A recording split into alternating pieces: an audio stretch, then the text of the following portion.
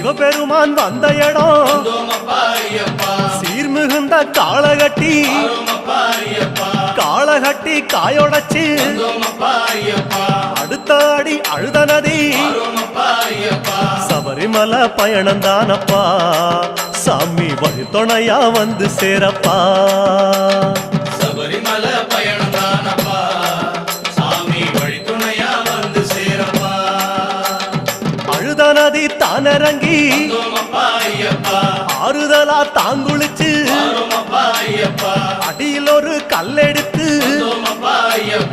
ஆழி பூச பண்ணி புட்டு காந்தமல ஜோதியானவா எங்க காவலாக வந்து சேரப்பா